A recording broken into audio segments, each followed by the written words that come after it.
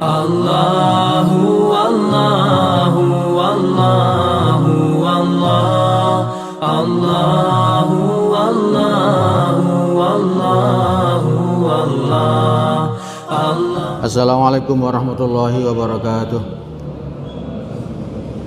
Bismillah walhamdulillah wassalatu wassalamu ala rasulillah sayyidina Muhammad ibn Abdillah wa ala alihi wa ashabihi wa man tabi'ahu hudah. La hawla wa la quwwata illa billah. Asyhadu an la ilaha illallah wahdahu la syarika lahu wa asyhadu anna Muhammadan abduhu wa rasuluh. Allahumma shalli wa sallim ala sayyidina Muhammad wa ala alihi wa ashabihi wa man tabi'ahu hudah.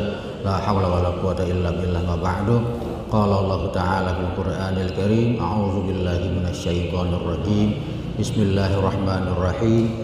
Wa 'ashiruhunna bil ma'ruf fa in karihtumuhunna fa 'asa an takrahu syai'an wa yaj'alallahu fihi khairan katsira. Shadaqallahul azim. Ma'asyiral muslimin jamaah salat maghrib rahimakumullah. Alhamdulillahirabbil alamin. Kita bersyukur pada Allah kita bisa hadir di tempat ini, di masjid ini, melaksanakan salat maghrib berjamaah, kemudian dilanjutkan dengan ta'lim pada malam hari ini. Mudah-mudahan apa yang kita lakukan mendapatkan keberkahan dan rahmat dari Allah Subhanahu wa taala lahir batin dunia dan akhirat. Salawat dan salam kita sampaikan kepada Nabi kita Muhammad sallallahu alaihi wasallam beserta keluarga dan sahabat-sahabatnya. Hadirin, sebelum saya lanjut, mari kita baca beberapa ayat Al-Qur'an. Ikutin saya. A'udzubillahi minasyaitonir rajim. Sama-sama. A'udzubillahi minasyaitonir rajim. Al-Fatihah. Bismillahirrahmanirrahim. Alhamdulillahi rabbil alamin. Ar-Rahmanir-Rahim. Maliki yaumiddin. Iyyaka na'budu wa iyyaka nasta'in. Ihdinas siratal mustaqim. Siratal ladzina an'amta 'alaihim ghairil maghdubi 'alaihim waladdallin. Amin. Al-Kafirun. Bismillahirrahmanirrahim. Qul ya ayyuhal kafirun la a'budu ma ta'budun wa la antum 'abiduna ma a'bud wa la ana 'abidum ma 'abadtum wa la antum 'abiduna ma a'bud lakum dinukum waliyadin. Al-Ikhlas. Bismillahirrahmanirrahim. Qul huwallahu ahad, Allahus samad, lam yalid wa lam yulad wa lam yakul lahu kufuwan ahad. Shadaqallahul azim. Qala Allah Ta'ala wa iza quri'al Qur'an fastami'u lahu wa ansitu la'allakum turhamun. Kalau pengen dapat rahmat Allah Subhanahu wa taala, pertama baca Al-Qur'an. Baca Al-Qur'an. Kalau tidak bisa baca Al-Qur'an, ketika ada orang baca Al-Qur'an, wa ansitu, diam. Bukan ngobrol.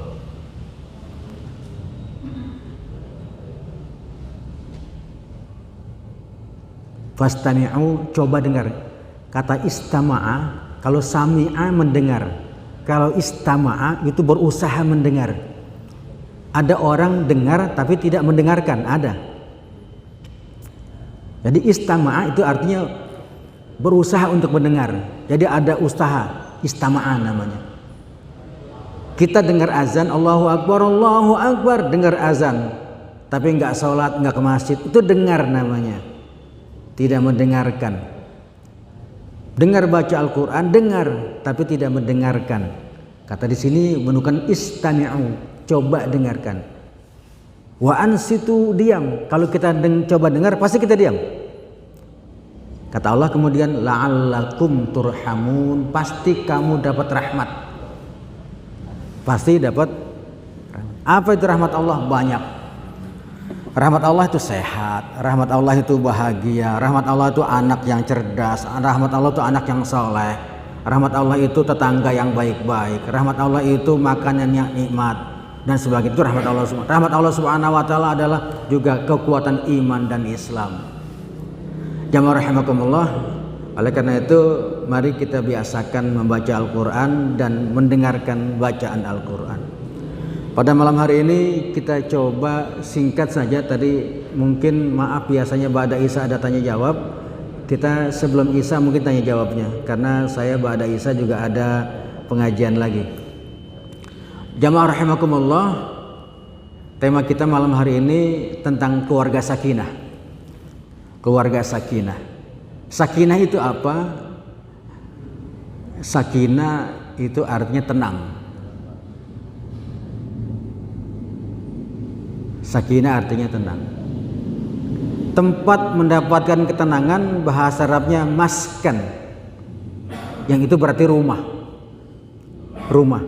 Jadi rumah adalah tempat kita tenang. Sakinah milik siapa? Sakinah itu punya Allah, bukan punya kita. A'udzubillahi minasyaitonirrajim. Huwallazi anzala sakinata fi qulubil mu'minin liyazdadu imanan ma'a imanihim. Huwallazi, dialah Allah, allazi yang menurunkan, anzala menurunkan, as-sakinata sakinah, fi qulubil mu'minin ke dalam hatinya orang-orang yang beriman. Jamaah, berarti sakinah bukan punya kita. Sakinah adalah milik Allah. Allah yang punya sakinah. Bagaimana supaya sakinah? Maka kita harus mendekatkan diri kepada Allah Subhanahu wa taala. Ada beberapa hal barangkali yang harus kita lakukan agar kita mendapatkan sakinah itu. Pertama adalah sholat. Rumah yang sakinah, rumah yang semuanya yang ada di rumah itu melaksanakan sholat. Kita suka dengar sejak kecil atau mungkin sampai sekarang ada omongan, alhamdulillah saya udah sholat, tenang saya udah sholat. Belum sholat, hati perasaan gelisah, nggak tenang, was-was. Ada ungkapan seperti itu dalam bahasa kita sehari-hari. Tenang saya kalau udah sholat. Berarti sholat itu bikin tenang. Nggak sholat kita gelisah. Karena sakinah milik Allah, caranya dekatkan diri kepada Allah ya sholat. Baik sholat sunnah maupun sholat wajib. Alhamdulillah saya kan tugas di kantor urusan agama di Kecamatan Pondok Aren sebagai penghulu. Banyak pasangan muda-mudi atau bahkan yang sudah tua datang konsultasi ke kantor, minta bimbingan kanseling. Salah satu penyebab keretakan rumah tangga, adalah salah satu di antara pasangan suami istri itu ada yang tarikus sholat, ninggalin sholat. Entah suami entah istri, salah satu di antara yang ada yang tarikus sholat, maka tidak ada keseimbangan di rumah itu. Berujung akhirnya mereka sampai ke pengadilan agama, akhirnya sampailah bercerai. Karena salah satu di antara penyebabnya adalah meninggalkan sholat. Kita ada hadis kita hafal semua, as-sholatu imaduddin. Sholat adalah tiang agama. Agama tanpa tiang runtuh, rumah tanpa tiang roboh. Agama tanpa tiang enggak kuat, maka tiangnya agama adalah sholat. Sampai di sini hadirin, alhamdulillah kita mah rajin sholat ya. Alhamdulillah kita rajin sholat ke masjid, subuh, zuhur, asar, maghrib, isya, rajin ke masjid. Sekarang kita lihat anak-anak kita pada rajin ke masjid apa kagak? Cucu kita ke masjid apa tidak? Maka kalau sholat, saran saya jangan sendiri, ajak anak-anak. Masalahnya anak-anak kalau di masjid sholatnya suka bercanda, berisik. Kata saya pantas kalau anak-anak bercanda, anak-anak. Kalau seperti kita udah tua seperti ini, jenggot udah panjang, udah putih, rambut udah beruban, sholat masih bercanda, kan kayak bocah namanya. Kalau anak kecil pantas bercanda. Kalau di masjid ini masih ada suara teriakan anak, sekali lagi saya bilang, kalau di masjid ini masih ada suara anak-anak berteriak, berarti masih ada hadapan 20-30 tahun yang akan datang, masih ada anak yang sholat di sini. Kalau di masjid ini anak nggak boleh teriak, nggak boleh bercanda, ya sudah, nanti isinya tinggal yang tua-tua saja. Anak-anak akan lari ke tempat lain mencari tempat bermain. Itu dia sholat. Alhamdulillah kita udah rajin sholat. Ayo sekarang anak-anak kita, termasuk pembantu di rumah kita juga kita suruh sholat. Satu itu. Jadi supaya sakinah adalah sholat. Mau tidak mau sholat harus kita gerakkan, harus kita paksakan. Anak-anak kita harus. Sekarang kan masalahnya ini handphone ini. Handphone ya. Anak-anak kita, saya sering lihat anak kecil umur 2 tahun, biar anteng kata emaknya, kata ibunya biar anteng, kasih handphone. Kenapa dikasih handphone biar anteng? Bapak ibunya nggak mau diganggu, chattingan. Sekarang lebih berharga handphone daripada tetangga. Anak muda sekarang banyak dari pagi, dari Isya sampai subuh itu main game nggak berhenti itu. Kemarin tetangga saya ada yang katanya kesurupan katanya. Saya dipanggil karena saya ustadz, dikirain saya dukun tukang obatin orang kesurupan kena jin. Saya dipanggil, saya datang ke sana, saya bilang ini bukan kesurupan, ini kebanyakan main game. Bener nggak? Bener. Lambungnya kosong, kalau lapar makannya mie instan. Pantes ketika lambungnya kosong maka asupan oksigen yang masuk ke kepala menjadi berkurang. Ketika berkurang terjadilah dehidrasi. Ketika orang dehidrasi malah kekurangan, maka ingatannya berkurang. Ketika ingatan berkurang maka alam khayalnya menguasai dirinya. Panggil dokter, akhirnya dirawat ke rumah sakit, dia kena dehidrasi. Itu keranjingan main game. Dikirain canggih kali main handphone gitu, padahal itu ngerusak. Oke, itu pertama jamaah yang berbahagia sholat. Ayo monggo sholat. Yang kedua, rumah tangga kalau pengen sakinah, orang tua, bakti sama orang tua. Ini saya lihat sini ada anak-anak muda. Kalau pengen sukses, bakti sama orang tua, hormat sama orang tua, hormat sama orang tua. Sekarang di bulan Sya'ban ini bulan silaturahim. Bulan Sya'ban bulan silaturahim. Di Mekah, Madinah atau di Jazirah Arab itu kalau bulan Sya'ban ini mereka semua berkeluar. Rame-rame mereka ada yang umroh segala macam. Rame keluar mereka di bulan Sya'ban, rame. Silaturahim. Kita pun begitu. Di kampung masih ada tradisi ruahan. Terlepas beda pendapat betul atau tidak betul, di kampung ada tradisi ruahan, kumpul keluarga, ngirimin mendoakan orang-orang yang sudah meninggal dunia dan menjalin silaturahim bersama orang-orang yang masih ada. Itu namanya, itu tradisi bagus, masih ada, tapi sudah mulai hilang. Di bulan Sya'ban mereka berkumpul, menjalin silaturahim, memasuki bulan suci Ramadan. Maka yang jauh yang dekat disambungkan. Sekarang teknologi sudah canggih, manfaatkan, ada video call, bisa telepon keluarga yang jauh, telepon mintakan maaf. Masalahnya bisa nggak kita meminta maaf kepada orang yang pernah nyakitin kita? Tetangga keselin banget, bikin kesel. Nyakitin hati, bisa nggak kita maafin dia di bulan Sya'ban ini?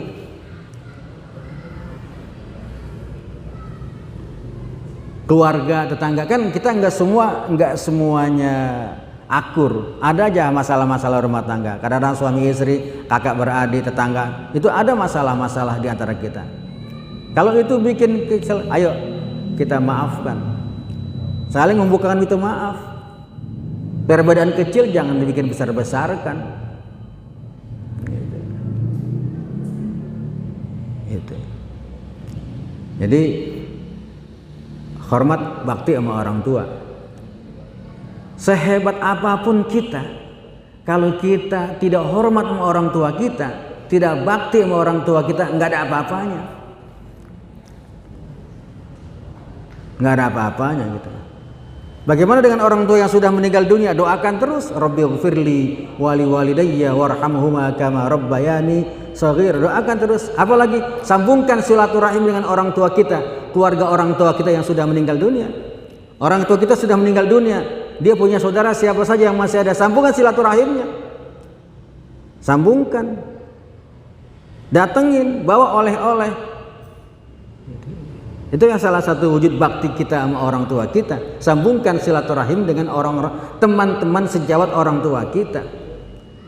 Siapapun dia.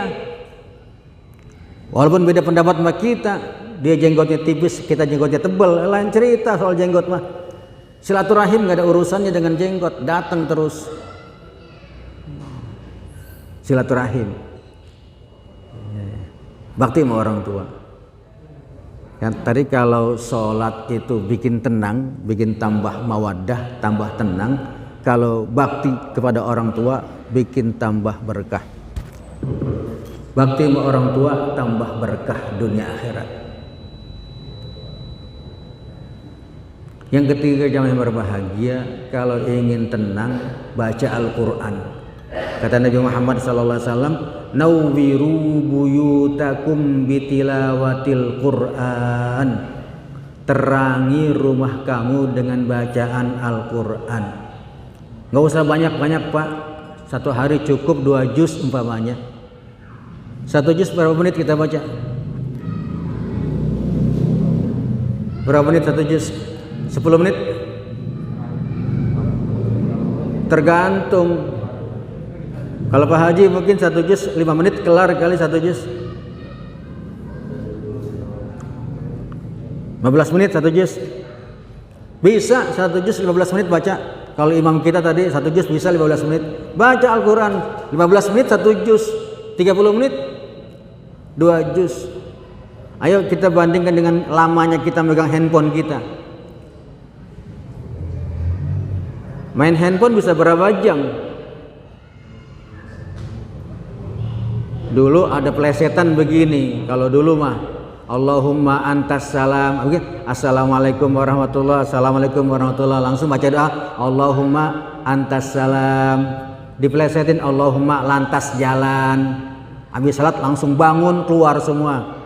Lantas keluar, lantas jalan. Sekarang lain lagi, Allahumma lantas buka HP. Orang sholat di depan handphone, Pak, di depan sholat ada handphone. Kan imam masjid haram itu pernah marah ketika khutbah. Dia kesel, kok sekarang di masjid haram Makkah Madinah kok sudah banyak berseliweran handphone gitu. Dia marah. Kalau saran saya kalau mau sholat handphone simpen di luar, insya Allah hilang. Udah matiin aja dulu, matiin dulu sholat, handphone matikan, udah simpen. Kita wajjahtu wajhiya lillazi fataras samawati wal arda hanifan musliman wa ma ana minal musyrikin. Kita hadapkan wajah kita ke hadapan Allah Subhanahu wa taala. Bisa rasa Allah wajah ini ada cerita Nabi Muhammad melihat di dinding Ka'bah ada bekas reak ludah. Di dinding Ka'bah ada bekas ludah. Nabi tanya, "Siapa ini?" Nabi marah. Kemudian Nabi ambil lap. Nabi ambil lap, di lap itu pakai tangannya, di lap. Nah, Nabi bilang, ketika seseorang sholat maka dia berhadapan dengan Allah, di hadapannya ada Allah, maka janganlah berludah ke muka. Jangan berludah ke depan. Jangan berludah ke depan atau sebelah kanan, jangan. Kata Nabi, berludahlah di sebelah kiri, ke arah kiri atau di bawah kaki kiri. Ini adab membuang air liur atau berludah. Kalau kita lagi sholat air liur penuh, kata Nabi, Ambil saja, Nabi kalau sholat kan pakai gamis atau pakai sorban. Ambil saja gamismu, buang air liur itu di gamis kamu, kemudian Nabi gosok-gosokkan. Itu. Ini kejadian orang lagi sholat di depan Ka'bah, dia berludah ke depan karena penuh, akhirnya ludahnya kena dinding Ka'bah. Nah, wajah tuh ketika kita berhadapan dengan Allah, Allahu Akbar, kita berhadapan dengan Allah Subhanahu wa taala. Gitu. Oleh karena itu jamaah yang berbahagia, ketika sholat ya sudah, lepas sudah, Allahu Akbar. Hal-hal yang mengganggu kita, merusak kita, sholat kita dilepaskan. Bahkan iltifat, apa itu iltifat? Nengok. Kan kita suka ada iltifat, jadi saya tengok, ada tengok kanan, tengok kiri. Iltifat itu min sayis. Al iltifat minasyayatin. Iltifat termasuk godaan syaitan. Syaitan menggoda kita dalam sholat dengan cara dia melihat, mata kita melihat sudut pandang apa aja, sehingga kita tengok sana tengok sini. Gitu. Jamaah rahimakumullah, ayo kita baca Al-Quran. Rumah kita mari kita isi dengan bacaan Al-Quran. Yuk, sekarang lagi-lagi kita tengok anak-anak kita. Mudah-mudahan anak-anak kita, anak cucu kita, mereka sudah pandai membaca Al-Quran dengan baik dan benar. Makhrajnya, tajwidnya, iramanya. Baca Al-Quran boleh nggak pakai lagu? Boleh. Zayyinul Qur'ana bi aswatikum. Hiasi Al-Quran dengan suara-suara indah kamu. Baca Al-Quran dengan suara indah. Bilal suaranya indah. Azan Bilal itu masya Allah indah benar.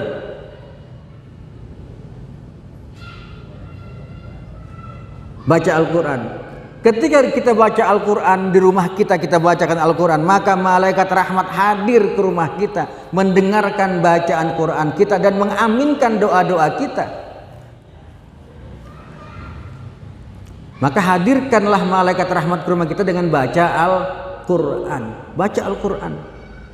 Jadi rumah jadi enak. Ngobrol enak di rumah, ngopi bagi yang ngopi, tidur, berbincang, apa aja enak di rumah, makan enak di rumah. Jangan sampai begini, maaf kita bilang, saya enakan makanan di luar, enakan makan di luar daripada makan di rumah. Kalau suami udah bilang begitu, ada apa dengan rumahnya? Enakan makan di rumah, tidur enak di rumah. Maka rumah bahasa Arabnya baitun.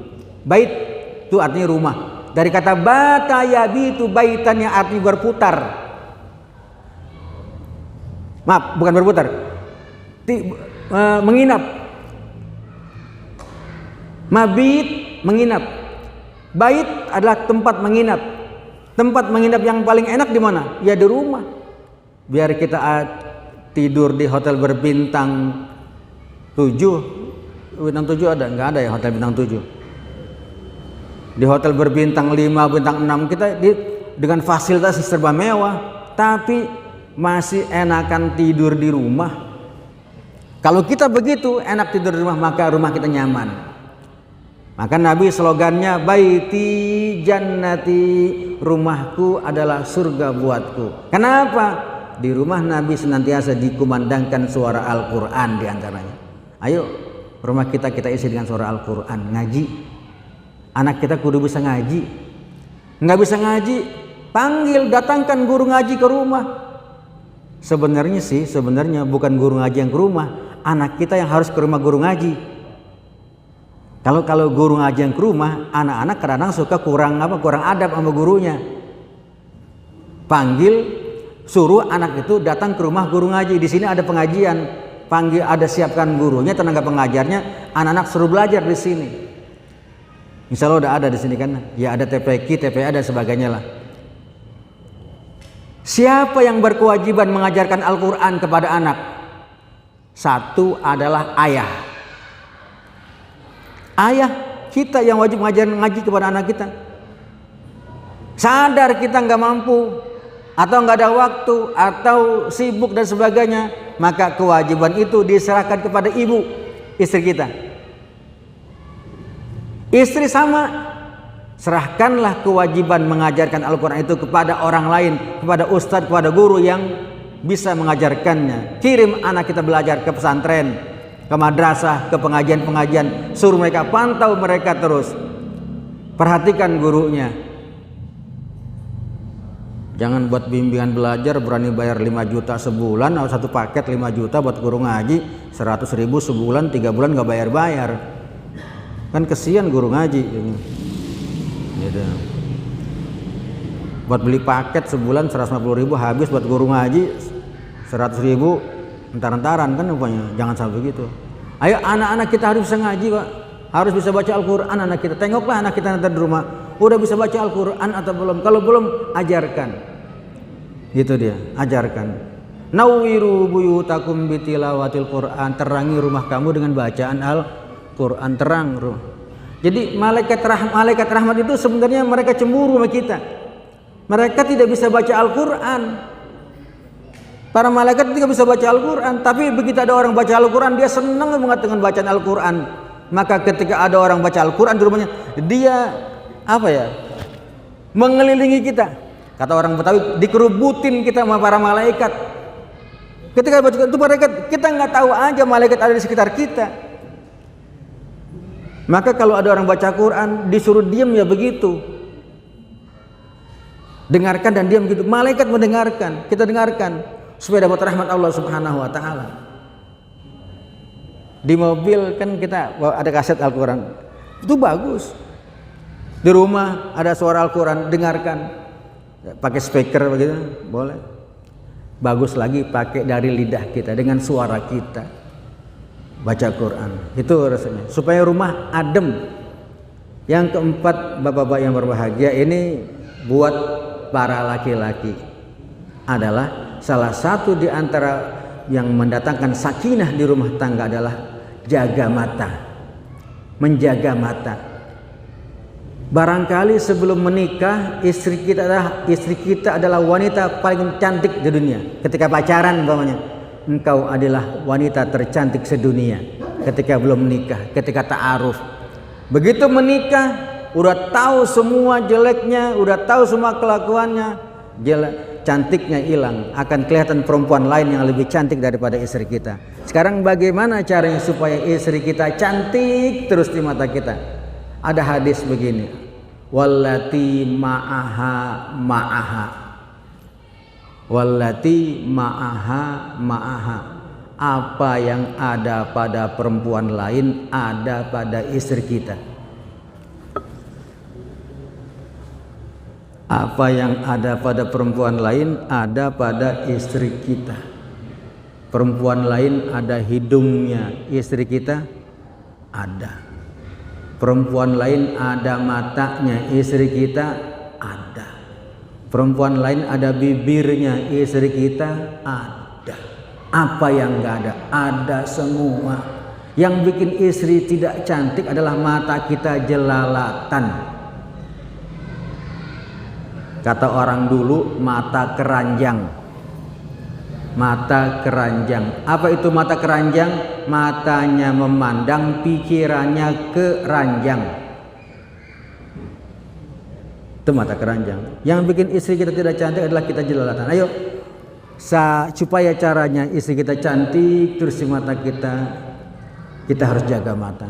Wallati ma'aha, apa yang ada pada perempuan lain ada pada istri kita. Itu aja resepnya. Artinya apa? Kita bersyukur pada Allah Subhanahu wa taala, Allah sudah berikan kepada kita istri.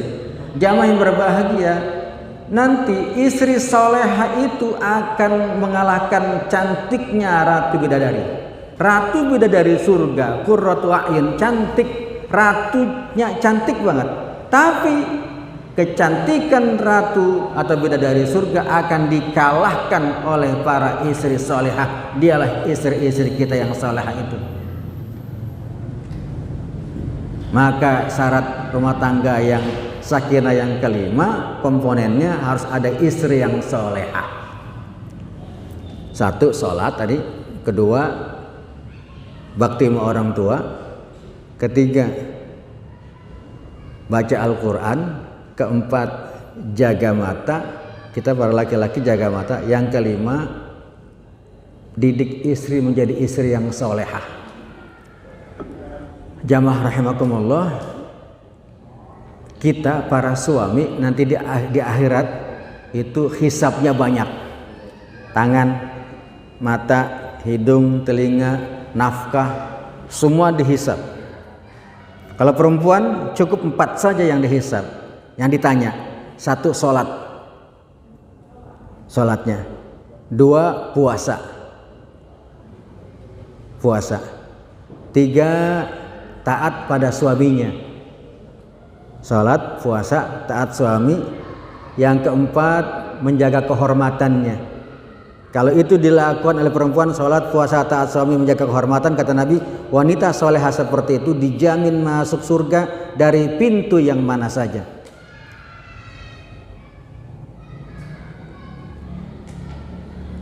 Kalau nanti istri kita solehah, mereka masuk surga, kita belum.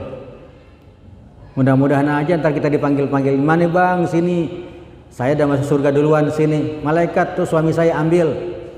Siapa tahu begitu. Oleh karena itu ayo kita didik istri kita menjadi istri yang solehah.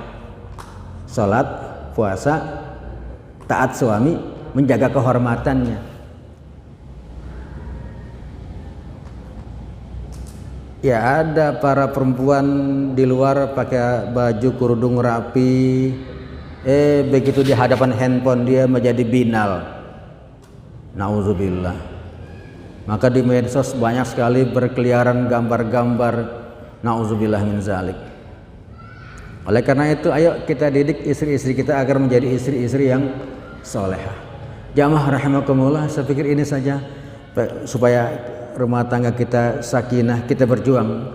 Sakinah berarti tidak ujuk-ujuk dapat, enggak ujuk-ujuk kita dapat sakinah. Itu semuanya dengan proses, dengan perjuangan. Perjuangannya harus kita berusaha.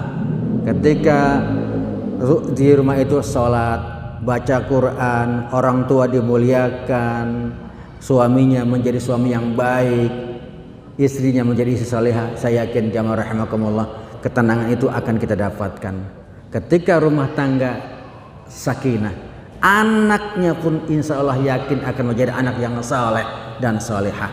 Kapan momentum itu kita bisa dapat? Momentum itu didapat diantaranya kita laksanakan di bulan suci Ramadan yang sebentar lagi akan kita laksanakan. Kumpulnya kita di situ.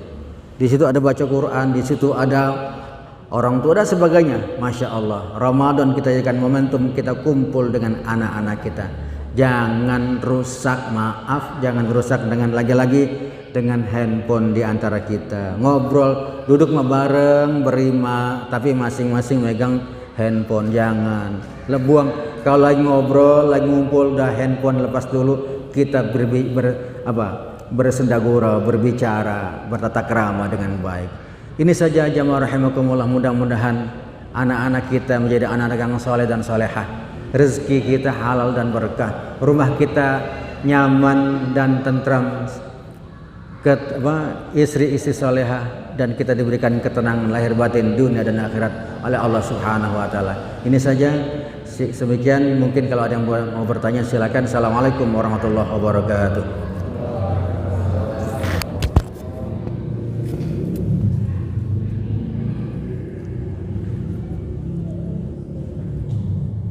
Tinggal 2 menit. Ya.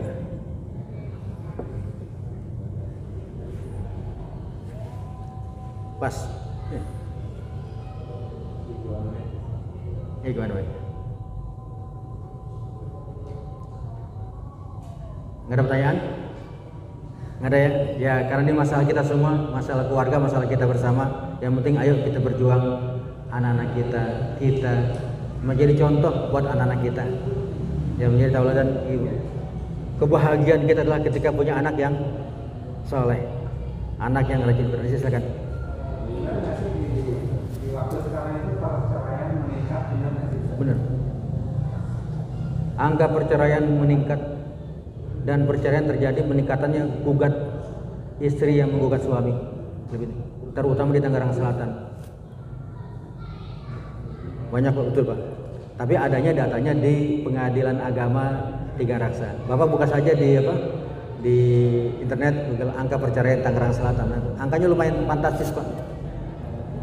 Saya hampir setiap minggu menghadapi itu konsultasi. Ujung-ujungannya gugat cerai. Makanya tadi saya bilang, karena ini saya sampaikan salah satu di antara penyebabnya adalah tadi itu ada yang tarikus sholat. Ada 5 hal. Kalau 5 hal tadi itu dilaksanakan insya Allah. Jadi ketika 5 hal tadi masih ada, keinginan untuk bubar nggak ada jadinya. Oke sholat, tapi Al-Quran nggak dibaca, ngaji gitu. Oke Quran ngaji, tapi sama orang tua nggak hormat, karena salah satu penyebab perceraian juga adalah hubungan tidak harmonis dengan orang tua. Gitu. Makanya ayo kita bangun 5 hal itu, sholat, baca Quran, sama orang tua. Kita nih ya laki-laki ya, maaf ya, tua boleh tua, tapi ngeliat daun muda masih seneng, ya kan? Lihat wanita cantik masih seneng. Tapi oleh karena ayo kita belajar jaga mata dah, belajar jaga mata. Konsepnya gini, apa yang ada pada perempuan itu di jalan, di mobil, di kantor, di handphone, ada sama bini kita gitu aja dah. Sama gitu aja, ada mesti kita aja resepnya dah. Biar kita tenang gitu Pak. Ya. Demikian. Ada lagi?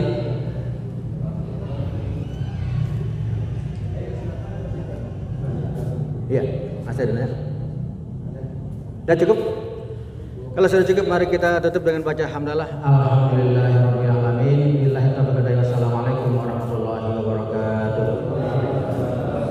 La ilaha illallah Muhammadun Rasulullah alaihi salatullah wa alihi wal ahibba.